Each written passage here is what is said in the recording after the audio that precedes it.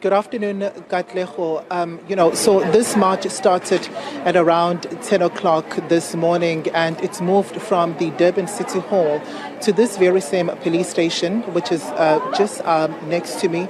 It is the Point Road police station. Now, we saw scores of marches, necessarily or literally a movement, a march rather, that was led by the March and March movement. So from this particular march, we saw marchers make their way here. They've got quite a number of grievances that they had brought forward, but the main one really calling on police officials to ensure that they do a bit more in terms of protecting, the city center, which is the CBD, as where we are coming to you now live from. This area is notorious for drug peddling, and we have seen even before police officials counting this particular area as one of those that are challenging when it comes to rooting out crime. I'm going to bring into the conversation the March and March movement leader, Jacinta Ngobese Zuma, to speak to us firstly about the grievances that are on that memorandum, and also the memorandum has just been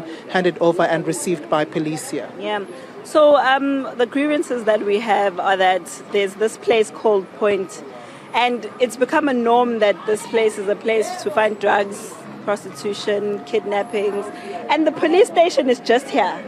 I don't know if that makes sense. We have places where there's a police station, and in the center of the police station or around the police station, there's a lot of drug activity, criminal activity going on. But you'll never see them going to raid all these buildings.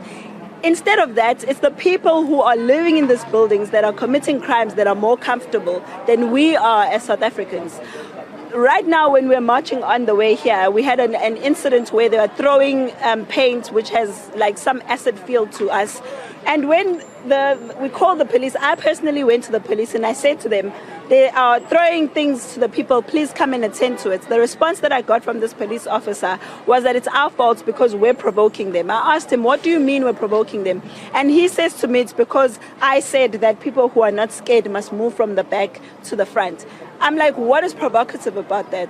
So we have, I asked him, you are doing your job. You can't even protect us and you are here. You can't protect us and you're here. What happens when you are not here? It's even worse.